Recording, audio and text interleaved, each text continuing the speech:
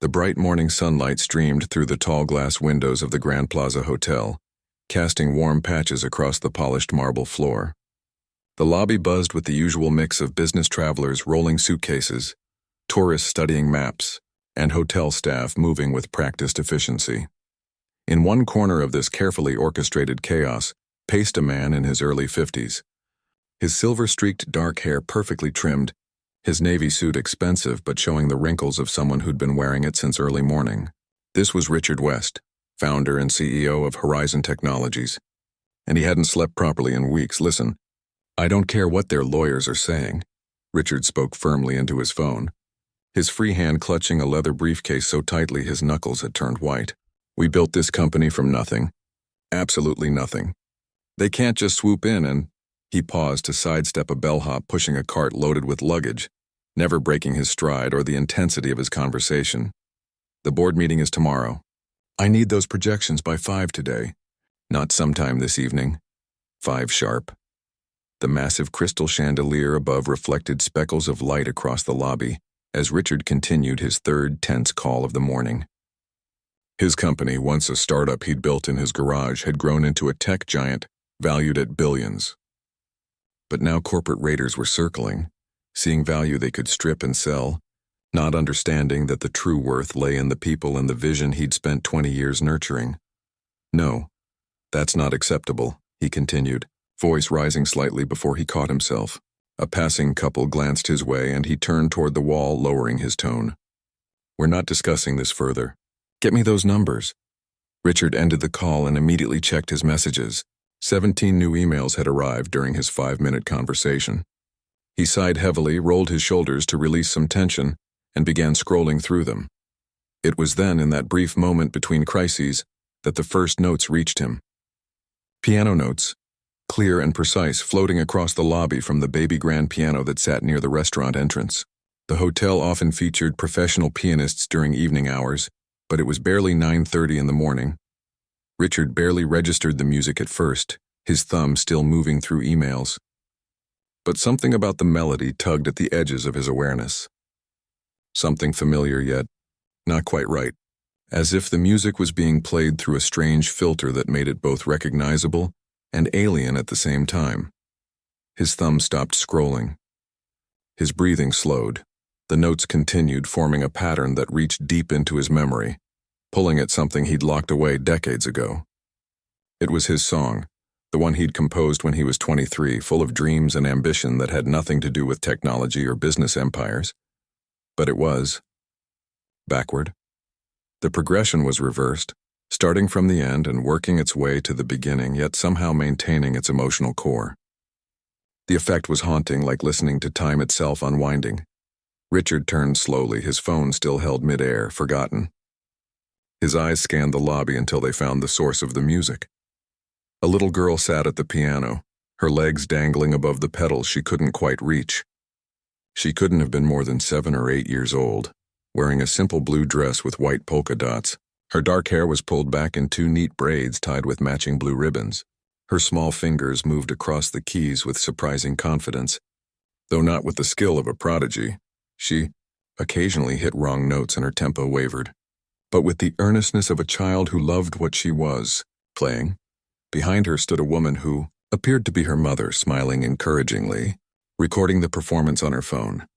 Richard stood frozen, phone still pressed against his ear, though the call had ended minutes ago. The girl continued playing, her reversed version of his composition washing over him like waves from his past, each note unlocking memories he hadn't visited in years.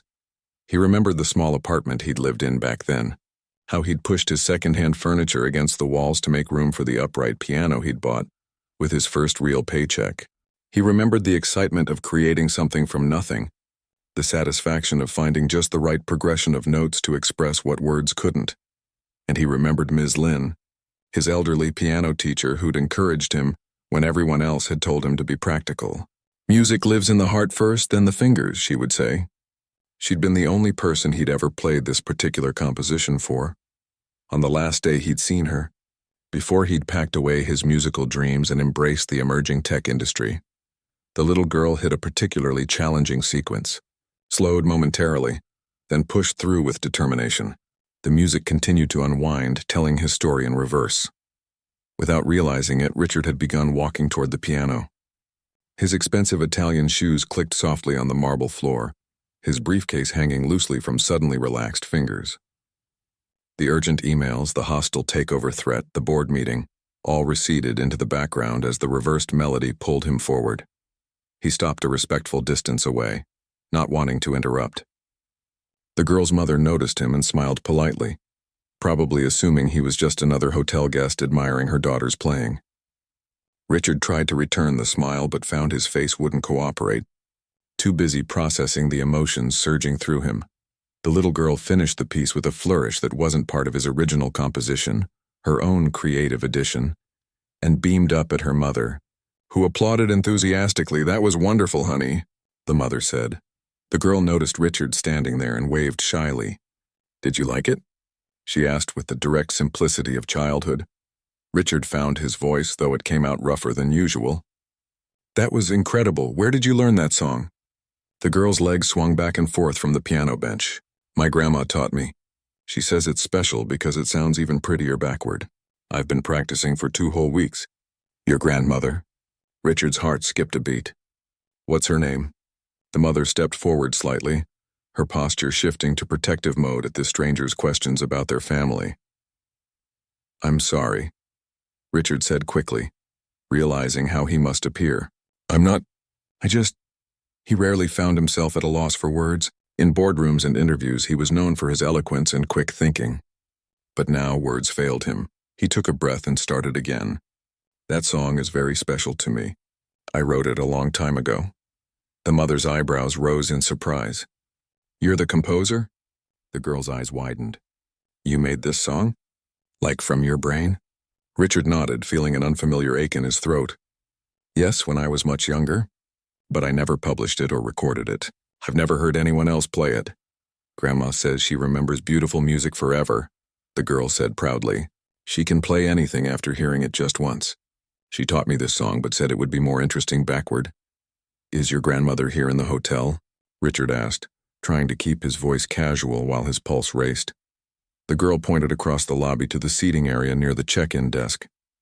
"She's right over there, the lady reading the book with the red cover." Richard turned to look, and the world seemed to tilt beneath his feet. There, sitting in a high-backed chair, was a petite elderly woman with silver-streaked black hair cut in a stylish bob. Though time had carved lines into her face and age had slightly stooped her shoulders, he would have recognized Ms. Lynn anywhere.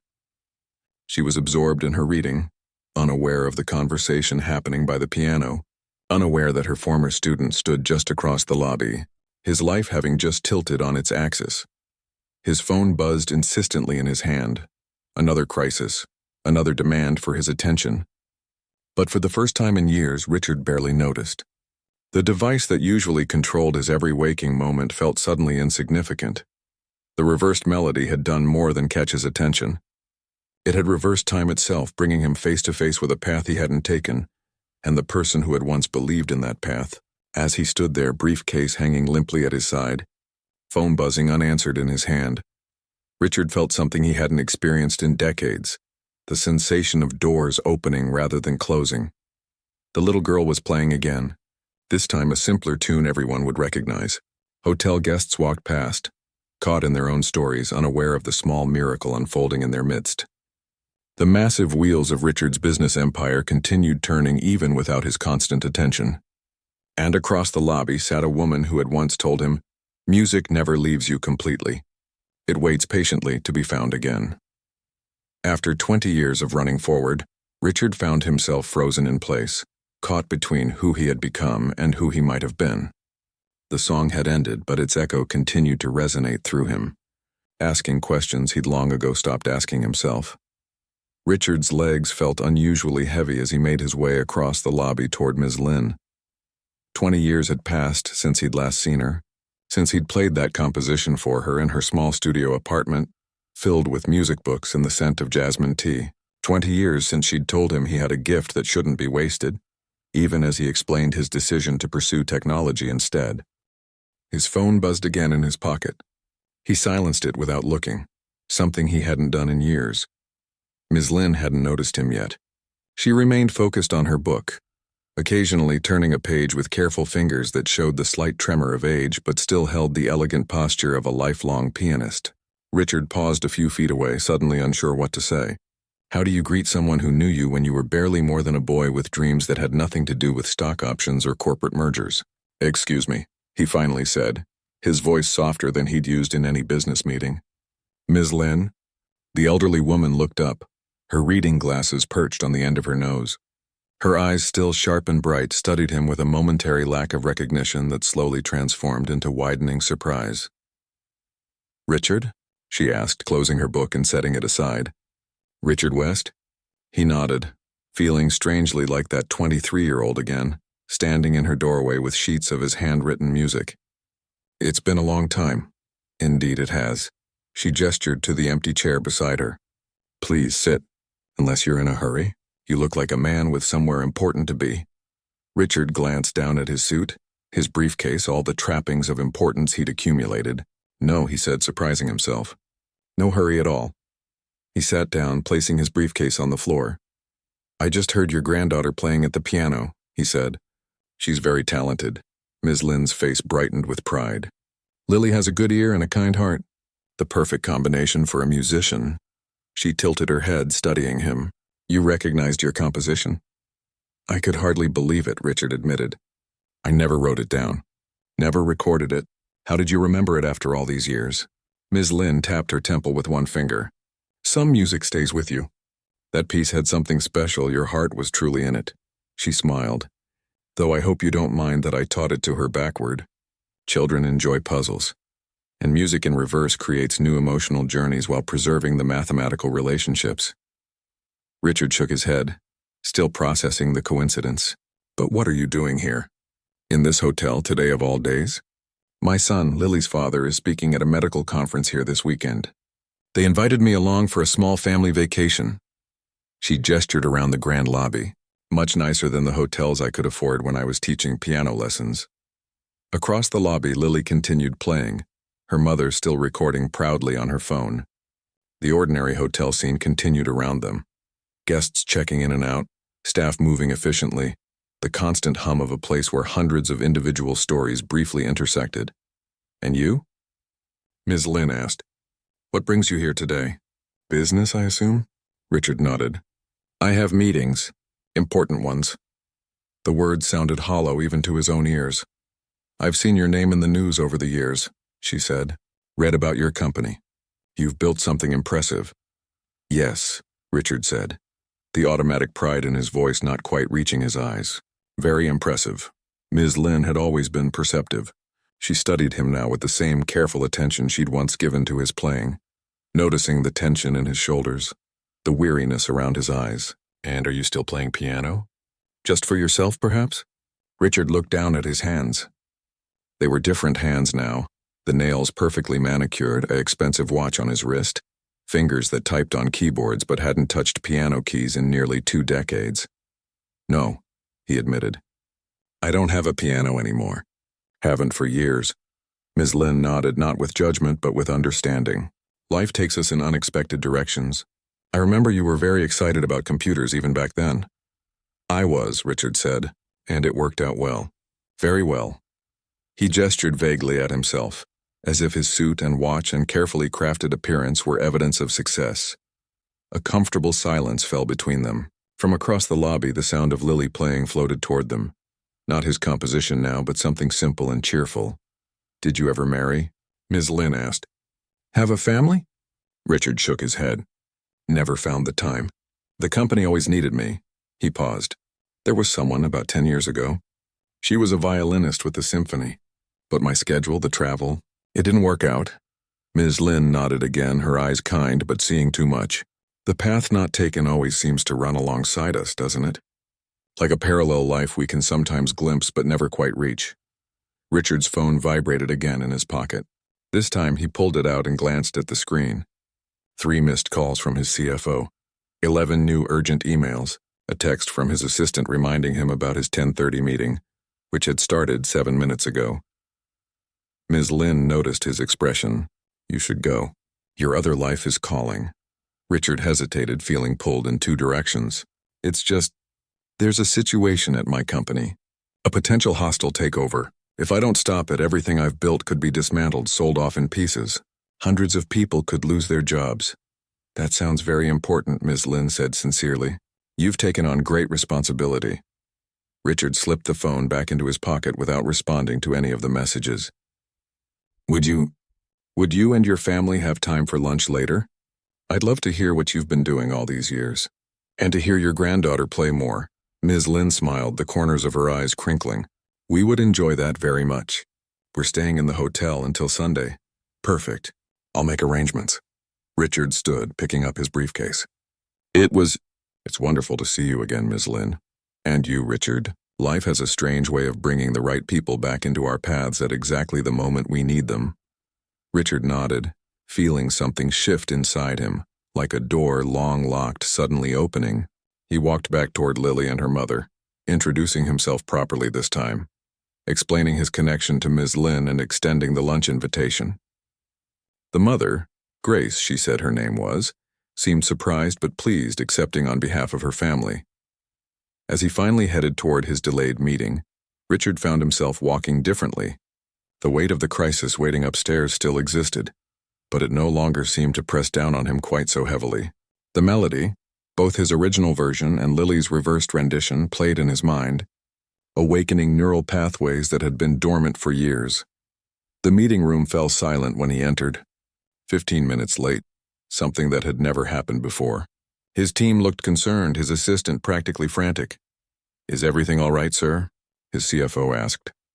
Richard set down his briefcase and took his place at the head of the table.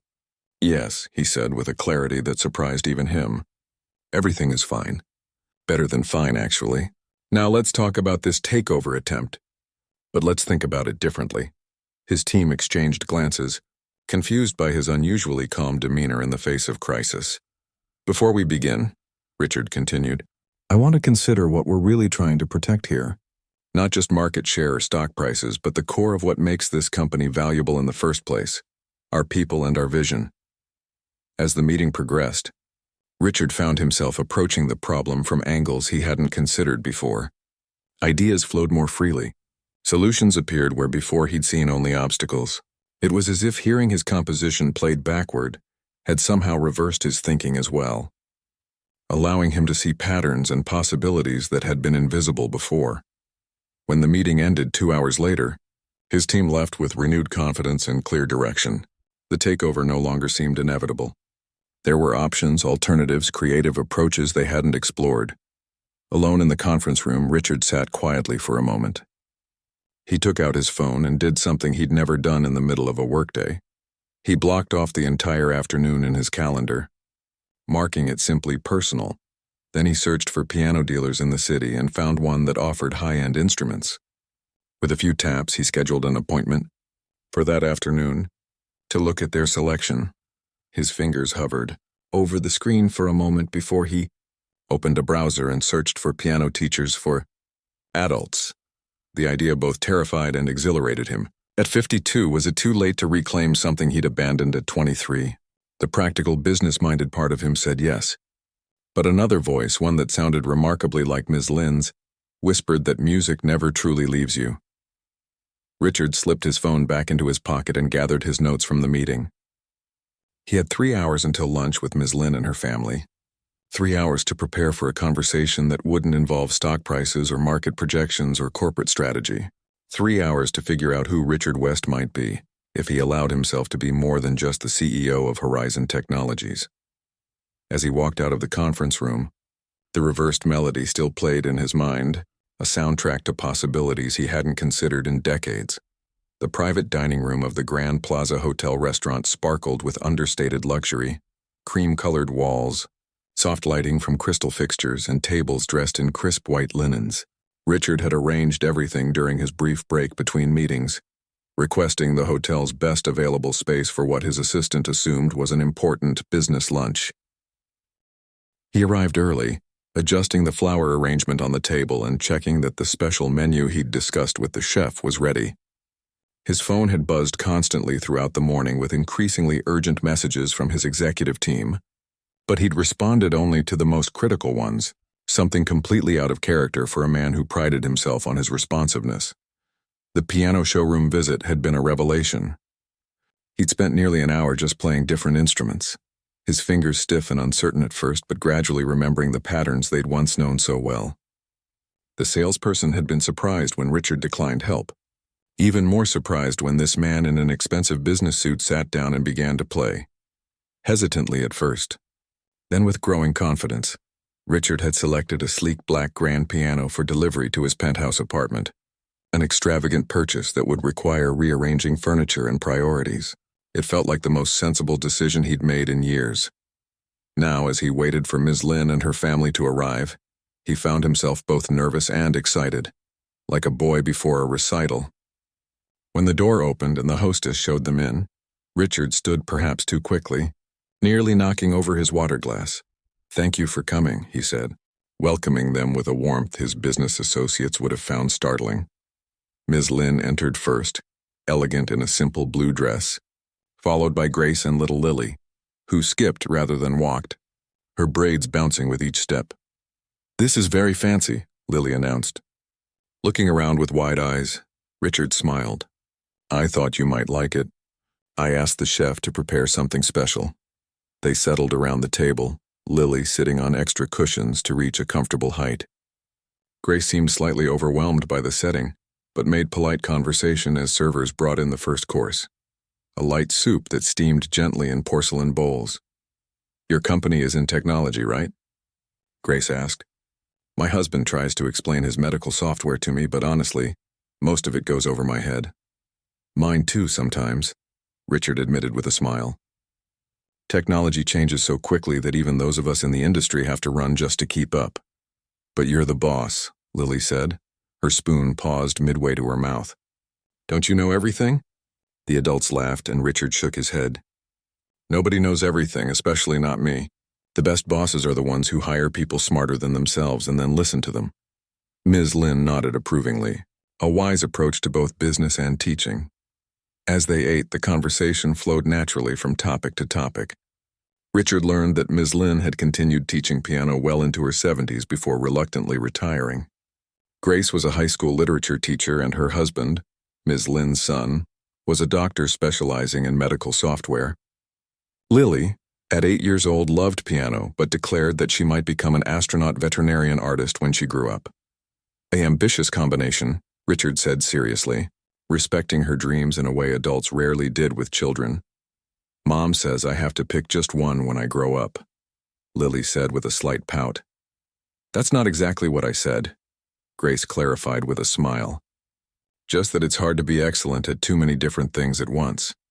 Ms. Lin set down her fork and looked at Richard. "You were exceptional at both music and technology, as I recall. Your mind worked equally well with both." Richard felt something catch in his throat.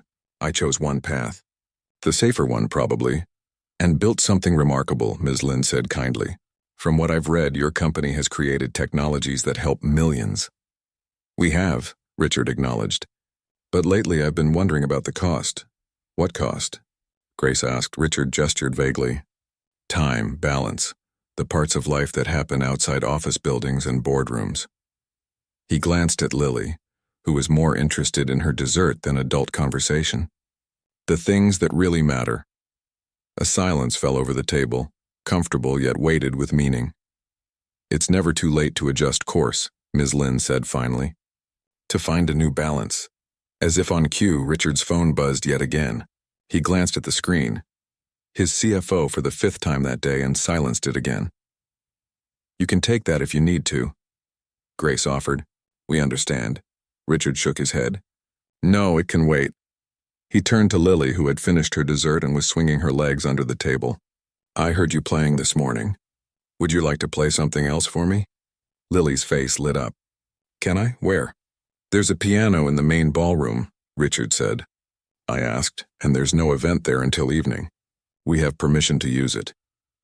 They finished lunch and made their way to the ballroom, a grand space with high ceilings, crystal chandeliers, and a magnificent grand piano on a small stage at one end. Lily ran ahead, her footsteps echoing in the empty room. "This is the biggest piano I've ever seen," she exclaimed. circling the instrument with reverence before climbing onto the bench. Ms. Lin stood nearby, offering gentle guidance as Lily positioned her hands. "Remember your posture, dear. Back straight, wrists relaxed." Lily nodded seriously and began to play, not Richard's composition this time, but a simple classical piece rendered with the earnest concentration of a child still mastering the basics. There were wrong notes and hesitations, but also moments of surprising sensitivity. Richard stood off to the side, watching not just Lily but Ms. Lin beside her. the way the older woman's hands occasionally mimicked the movements, muscle memory responding to the music even when she wasn't the one playing. When Lily finished, they all applauded, the sound echoing through the empty ballroom. "Would you like to play, Richard?" Ms. Lin asked. "The piano is already warmed up." Richard hesitated, aware of Grace watching curiously and Lily bouncing excitedly at the prospect. "I'm very out of practice," he warned. "The piano forgives," Ms. Lin said simply. Richard slowly approached the instrument, feeling almost lightheaded as he sat on the bench Lily had just vacated. He placed his hands on the keys, surprised by their cool smoothness under his fingers. It had been so long. He began to play the composition, his composition in its original form, not reversed. The first few bars came haltingly as his fingers remembered their paths. But then muscle memory took over, and the music flowed more naturally. The piece was melancholy but not without hope, full of the complex emotions of a young man standing at a crossroads. As Richard played, he was transported back to his small apartment, to the dreams he'd had then, to the sense of limitless possibility that had somehow narrowed year by year as success brought increasing constraints disguised as freedom. When he finished, the final notes lingered in the ballroom's perfect acoustics. Richard sat motionless, hands still resting on the keys, feeling oddly vulnerable and yet lighter than he had in years. The silence was broken by Lily's enthusiastic clapping. "That was amazing. You didn't make any mistakes." Richard laughed, the tension broken. "Oh, I made plenty. My fingers don't move like they used to." "It was beautiful," Grace said sincerely. "You're very talented." "He always was," Ms. Lin added, her eyes shining with something that might have been pride. "The music was always in you, Richard. It just needed to be awakened again." As they left the ballroom, Richard's phone rang once more. This time, seeing it was his assistant, he excused himself to answer it. "Sir, I'm sorry to interrupt your lunch, but the board is demanding an emergency meeting this afternoon. The situation is escalating. They've called for a vote of confidence." Richard listened, watching Ms. Lin and her family walking ahead toward the lobby, Lily skipping and chattering about the big piano. "I understand," he said finally. "Schedule it for 4 o'clock. He rejoined the group, his expression giving nothing away. "Is everything all right?" Ms. Lin asked perceptively. "Just some business matters that need attention," Richard said, not wanting to burden them with his troubles. "But I have a little more time before I need to go." They settled in the lobby seating area, and Richard found himself telling them about his morning visit to the piano showroom, about the instrument being delivered to his apartment tomorrow. "You're going to start playing again?" Lily asked, clearly approving. "I'm going to try," Richard said. "And I was hoping—" He turned to Ms. Lin. "I know you're retired, but would you consider taking on one more student? Just temporarily to help me get back into it?" Ms. Lin's surprise quickly gave way to pleasure. "I would be honored. Though I live in the city now, not where my studio was before." "I'm sure we can work something out," Richard said, already thinking of possibilities. Distance isn't as much of a barrier these days. As they continued talking, making tentative plans, Richard felt a strange sense of peace descending over him. In a few hours, he would face a board that might well vote to remove him from the company he had built. Everything he had worked for over the past 20 years was in jeopardy. And yet, sitting here with Ms. Lin, with Grace and Lily, with the music still echoing in his mind, he found himself caring less about the outcome than he would have imagined possible. Whatever happened in that boardroom, he had rediscovered something precious that had been lost, and that was a victory no corporate raider could take away. The boardroom of Horizon Technologies looked exactly as it always did.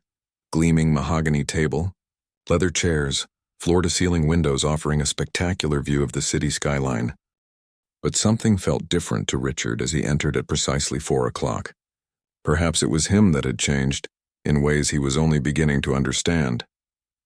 12 people sat around the table, men and women in expensive suits with carefully neutral expressions. These were his board members, people he'd personally selected over the years. Some had been with him almost from the beginning. Others were newer additions, chosen for their expertise or connections. All were watching him with an intensity that would have made him nervous just yesterday. His CFO, Thomas, stood as Richard entered. "Richard, thank you for joining us on such short notice."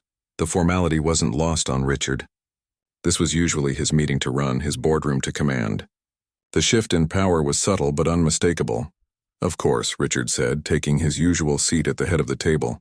He set down his leather portfolio but didn't open it. "I understand there are concerns that need addressing." Thomas remained standing, apparently designated as spokesperson. "We've received a revised offer from Nexus Capital. They've increased their bid by 18% and secured additional backing. The financial case for accepting their offer has become compelling."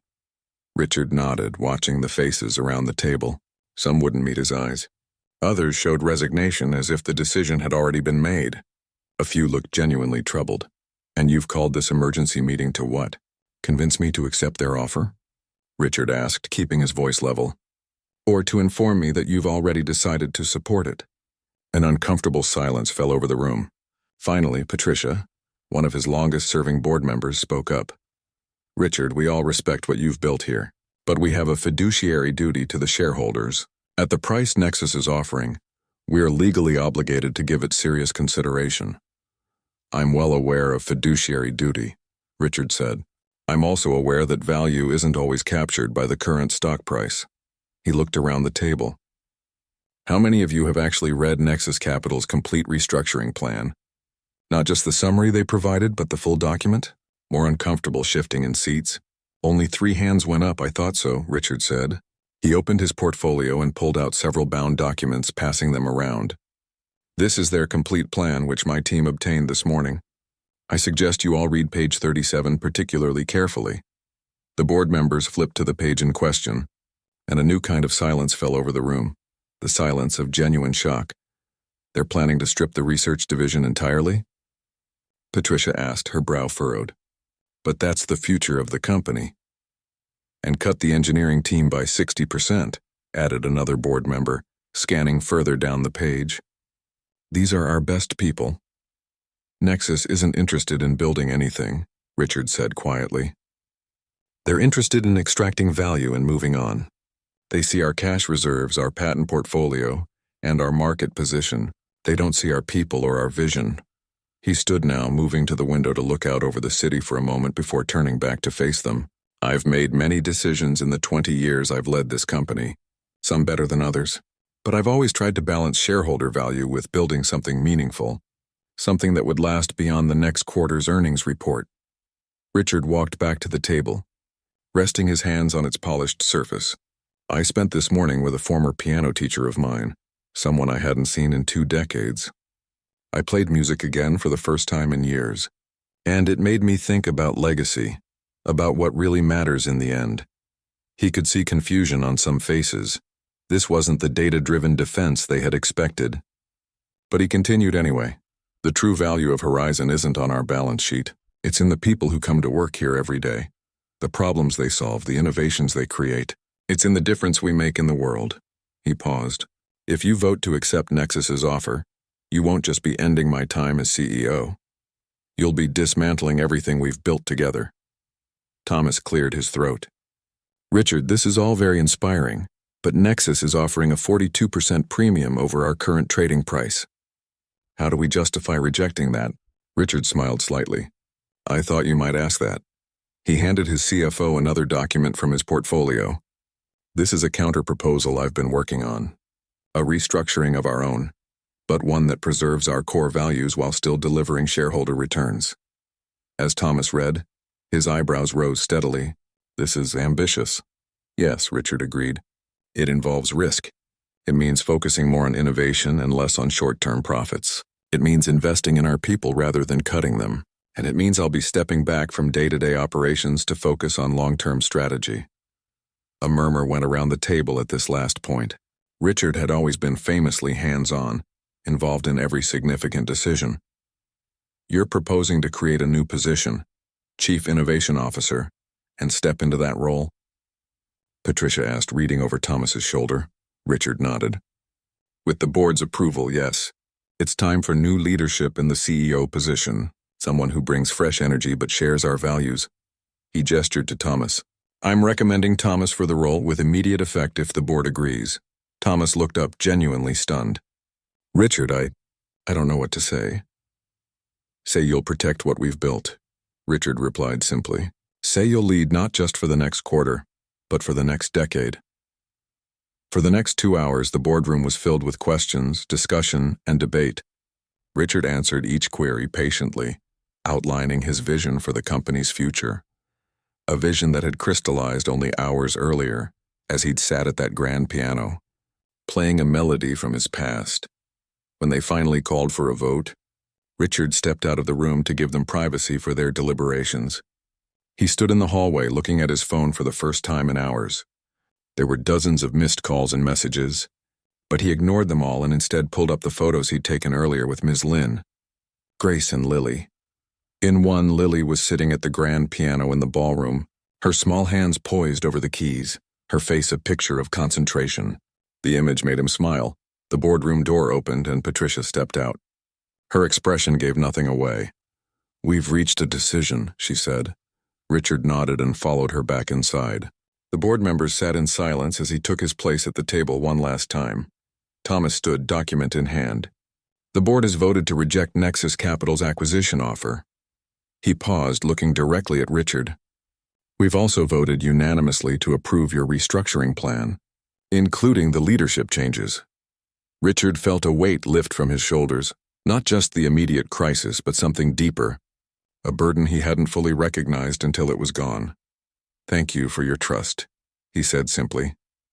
As the meeting concluded and people began to file out, several board members stopped to shake Richard's hand or offer a few words of support. Patricia was the last to leave, pausing beside his chair. I've been on this board for 15 years, she said quietly. I've never seen you like this before, so, at peace even in the middle of a crisis. What changed?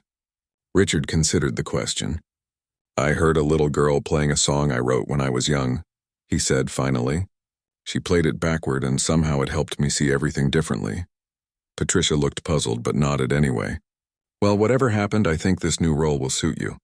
You've earned the right to think beyond quarterly reports. After everyone had gone, Richard remained seated in the empty boardroom. The afternoon sun slanted through the windows, casting long shadows across the table. He took out his phone and sent a text to Ms. Lynn. The meeting went well. Better than expected. I'd like to schedule our first piano lesson for next week, if that works for you. Her reply came quickly. Music finds its way back to those who need it most. Tuesday afternoon? Richard smiled and sent his confirmation. Then he gathered his papers, took one last look at the boardroom he would no longer command, and walked out, closing the door softly behind him. In the elevator down to the lobby, he found himself humming his composition, not backward, but exactly as he'd written it all those years ago. The notes felt like old friends returning after a long absence. By the time the elevator reached the ground floor, Richard had made another decision. He called his assistant. Cancel my meetings tomorrow, he said. All of them. And contact the piano dealer. I want to see if they can deliver the grand piano today instead of tomorrow. Tell them I'll pay extra if needed. As he crossed the lobby toward the exit, Richard noticed a group of business people gathered around the same piano where Lily had played that morning. They were talking animatedly, pointing at their phones, completely unaware of the instrument's presence except as a convenient surface for their coffee cups. Richard paused, watching them for a moment. Tomorrow would bring new challenges. The transition wouldn't be simple. There would be questions to answer, plans to refine, a new balance to find between his corporate responsibilities and his rediscovered passion. But for now, for this moment, Richard felt a clarity he hadn't experienced in decades. He stepped outside into the late afternoon sunshine and, for the first time in years, didn't immediately look at his phone or hail a taxi or call his driver. Instead, he simply stood there, feeling the warmth on his face, listening to the city sounds, and allowing himself to be fully present in a moment that marked both an ending and a beginning. 6 months passed like the turning pages of sheet music, each day bringing new challenges and unexpected joys. Richard's penthouse apartment, once a showcase of minimal modern design, had been transformed. The grand piano now occupied the central space where an abstract sculpture had once stood, and the walls that had displayed expensive art now held framed musical scores and photographs. The most prominent photo showed 4 people on the stage of the Grand Plaza Hotel ballroom. Richard at the piano, Ms. Lynn standing beside him with quiet pride, and Lily sitting next to him on the bench, her small fingers poised above the keys alongside his. Grace stood nearby, capturing the moment that had come to represent the beginning of Richard's new chapter. On this bright spring morning, Richard stood at his floor-to-ceiling windows, coffee cup in hand, watching the city come to life below. The view was the same as it had always been, but his way of seeing it had changed completely. Where he once saw only buildings and businesses, markets and opportunities, he now noticed the rhythm and melody of urban life, the patterns of movement, the harmonies and dissonances of a city breathing. His phone buzzed with a calendar reminder. Grand opening, 2 p.m. Richard smiled, set down his coffee cup, and moved to the piano. He had an hour before he needed to get ready, and he wanted to practice one more time. The piece he played was new, a composition he'd been working on for weeks. It incorporated elements of his original melody, but took it in new directions. Sometimes he played it normally, sometimes in reverse, finding meaning in both versions. It wasn't perfect yet, but that no longer bothered him the way it once would have. He'd learned to embrace imperfection as part of the creative process. As his fingers moved across the keys, Richard reflected on the whirlwind of changes these past months had brought. The transition at Horizon Technologies had gone more smoothly than anyone expected.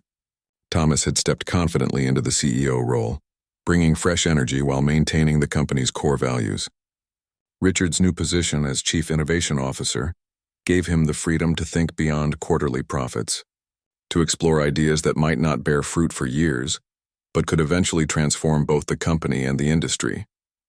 And 3 days a week, he left the office by 5 o'clock, something that would have been unthinkable a year ago, to focus on music. Tuesday afternoons were still reserved for lessons with Ms. Lynn, who proved to be as demanding and insightful a teacher as she had been in his youth. Some weeks Lily joined them for impromptu trio sessions, her natural talent blossoming under their combined guidance. The melody concluded, and Richard sat for a moment in the silence that followed. Then he checked his watch, closed the piano lid gently, and went to prepare for the day's main event. 2 hours later, Richard stood in the entrance of a renovated historic building downtown, greeting guests as they arrived for the grand opening. The space had once been a department store, then offices before falling into disrepair. Now it had been reborn as the West Community Music Center, Richard's newest and most personal project. "This is incredible," Thomas said, looking around at the transformed space. "When you first mentioned this idea, I didn't fully grasp the vision," Richard smiled. "Neither did I, honestly. It evolved as we went along." The main floor housed a performance space with seating for 200 people, centered around a concert grand piano. The upper floors contained teaching studios, practice rooms, and a recording facility, all available at minimal cost to students who couldn't otherwise afford music education. Every detail had been carefully considered, from the acoustics to the lighting to the comfortable seating in the waiting areas. More guests arrived, board members, colleagues, friends, and most importantly, the students and teachers who would bring the space to life. Richard had spent months recruiting instructors who shared his belief in making music accessible to everyone. Ms. Lynn arrived with her family, including Grace and Lily, who was bouncing with excitement. "Is it time yet?" Lily asked, tugging at Richard's sleeve. "Can I see it?" Richard checked his watch. "Almost. Just a few more minutes." When all the guests had arrived, Richard stood on the small stage and welcomed everyone. He spoke briefly about the importance of music education, about how a single melody could change a life, his own included. He thanked the architects, contractors, and designers who had helped transform the building, and the teachers who had agreed to join the center's faculty. "But this place isn't really about any of us," he concluded. "It's about the students who will fill these rooms with music for generations to come." He turned to where Ms. Lynn and Lily stood. "And I'd like to introduce our very first official student." Lily stepped forward, beaming with pride as Richard presented her with a symbolic key to the building and an enrollment certificate for lifetime lessons. The audience applauded warmly, many of them unaware of the pivotal role this small girl had played in the creation of the music center. After the ceremony, guests explored the facility while enjoying refreshments in the lobby. Richard found himself drawn to the smaller recital hall on the second floor, where a baby grand piano, similar to the one in the hotel where everything had changed, awaited its first performance. He sat at the bench, not to play, but simply to feel the quiet potential of the space. Footsteps behind him announced a visitor, and he turned to see Ms. Lin approaching. "So this is where it all led," she said, gesturing to the room around them. "From a chance encounter in a hotel lobby to all of this." Richard nodded. "Life has strange detours. 6 months ago, I would have told you I was exactly where I wanted to be. I had no idea what I was missing. And now?" she asked, sitting beside him on the bench. "Now I'm still figuring it out," Richard admitted. "But I'm enjoying the process more." They sat in comfortable silence for a moment before Ms. Lin spoke again. "You know, I've taught hundreds of students over the years. Some with extraordinary talent, others with extraordinary drive. But teaching you again these past months has been special. You play differently now? Better?" Richard asked with a smile. "More honestly," she replied. "You're not trying to prove anything anymore. You're just letting the music speak." Footsteps on the stairs interrupted their conversation as Lily appeared in the doorway, slightly out of breath. "There you are," she exclaimed. "Everyone's looking for you downstairs. They want to take pictures and Mom says there's a surprise." Richard and Ms. Lin exchanged glances and followed Lily back to the main floor, where the guests had gathered around something covered with a large cloth. Thomas stood nearby looking pleased with himself. "This wasn't in the original plan," he said to Richard, "but the board unanimously approved it as our contribution to the center." At Thomas's nod, 2 staff members removed the cloth to reveal a bronze plaque mounted on a polished stone base. It read, "The Richard West Community Music Center, where melodies flow forward and backward, creating harmony in all directions." Below, the text was an engraved musical staff showing the first few notes of Richard's composition, in both its original form and its reversed version. Richard stared at the plaque, momentarily speechless.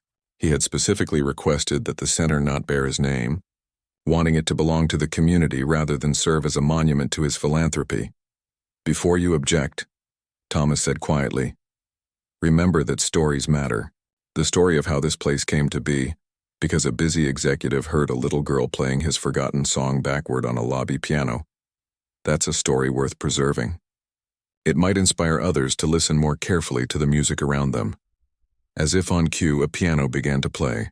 The crowd turned to see Lily sitting at the concert grand, playing the reversed melody that had started everything. But this time she wasn't alone. Ms. Lin sat beside her, adding harmonies that complemented the backward notes in ways Richard had never imagined possible. Without conscious thought, Richard found himself moving toward them, sliding onto the bench on Lily's other side. His fingers found their place on the keyboard, adding his original melody over the reversed version his 2 companions were playing. The 3 musical lines, past, present, and future, forward, backward, and harmonized, wove together into something entirely new. The impromptu performance lasted only a few minutes, but as the final notes faded, Richard knew he had found the conclusion to his new composition. It wasn't about moving forward or backward anymore. It was about finding harmony regardless of direction. As applause filled the room, Richard looked out at the faces of his guests, colleagues from his corporate life, new friends from his musical journey, and strangers who would soon fill this building with their own melodies. The divisions between these worlds, once so rigid in his mind, had dissolved. Later, as the afternoon event wound down and guests began to depart, Richard found himself back in the main performance space, alone except for the piano. The room was quiet now, but he could already imagine it filled with music and possibility. He placed his hands on the keys and played a few notes of his melody, then the same notes in reverse. Both sounded right. Both led somewhere worth going.